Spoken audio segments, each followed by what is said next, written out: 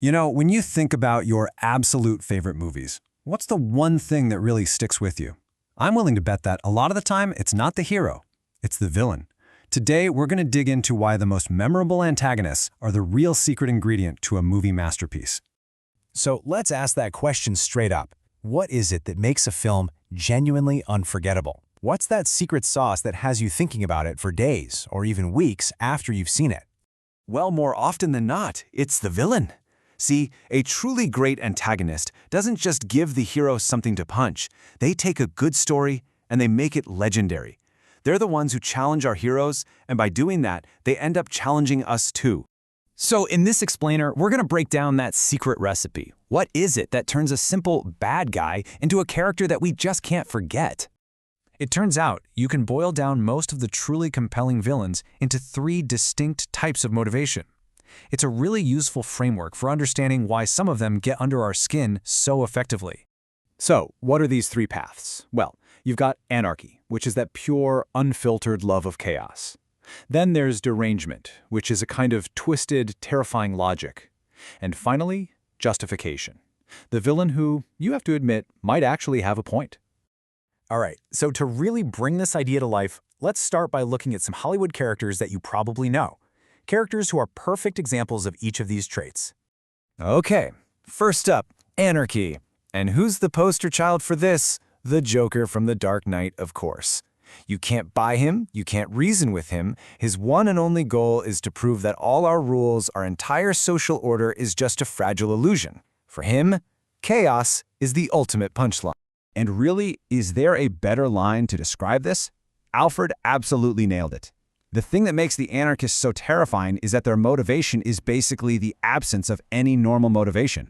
Next, we have derangement. Now, these are the characters whose minds work in ways that are so alien, they are just genuinely horrifying. I'm talking about someone like Patrick Bateman from American Psycho. The guy is driven to extreme violence because of his petty insecurities, like someone having a better business card. It's a level of psychosis that is just, deeply mortifying. And finally, we get to the most complex and, honestly, the most interesting type, justification. This is the villain who makes a point that is terrifyingly legitimate. Think about Thanos. His plan to wipe out half of all life is monstrous, no question. But his reasoning about finite resources and survival forces us to ask a really uncomfortable question. Is he completely wrong? You know, that old saying really gets to the core of the justified villain.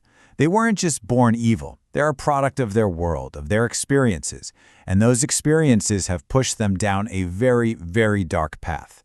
So let's do a quick recap. Anarchy, like the Joker, makes us feel pure fear. Derangement, like Patrick Bateman, fills us with horror. And justification, like Thanos, well, that makes us question everything. And maybe, just maybe, feel a tiny, unsettling flicker of empathy. Now, while Hollywood gives us these really powerful archetypes, Hindi cinema often takes that made, not born idea and pushes it to a whole other level. It creates these incredible antagonists whose monstrosity is literally forged in the fire of deep personal trauma. So let's start with Ajay Sharma from Bazigar. On the surface, this guy is a total monster. He manipulates and murders a woman who is completely in love with him. It's actually shocking to see a protagonist doing things this gruesome. But then you learn his backstory. His family was completely destroyed by an employee they trusted.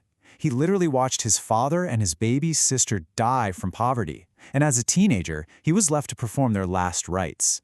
After that, his entire life, his whole existence became about one thing: revenge.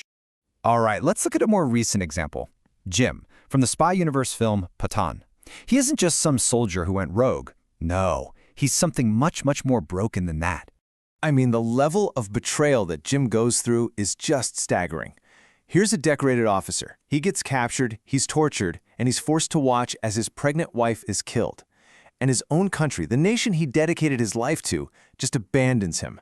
That kind of ultimate betrayal, that's how you forge a monster who is loyal to absolutely no one.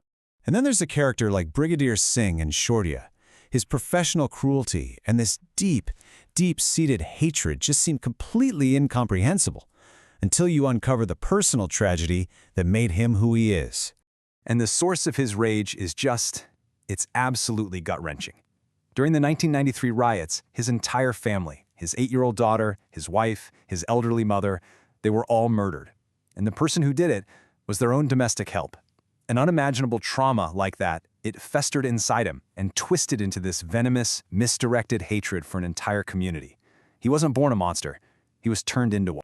But what happens when the villain's justification gets so relatable that it starts to blur the line completely? What happens when the antagonist starts to sound a little too much like us? This line from the common man in A Wednesday just perfectly captures it. It's that deep, simmering frustration of an ordinary person who feels completely powerless against a system that just doesn't seem to care or protect them. And that right there leads to the most provocative question of all. When a character is just a reaction to years of fear and complacency, when they start to say the things that we've all felt, are they really a villain anymore? Or are they just a reflection of us, pushed to the absolute edge? So after looking at all these different types of antagonists, what's the real takeaway here? What is the legacy of a truly unforgettable villain? Why do they stick with us so much? In the end, it's actually not about the evil things they do. It's about the compelling motivation behind those things. A great villain makes us feel something powerful. It could be fear, it could be horror, or it could be that really unsettling, uncomfortable pang of empathy. And that just leaves us with one last thing to think about. Go back to the movies you love. Which villain's justification, which character's twisted logic was so powerful that it actually made you stop for a second and question everything?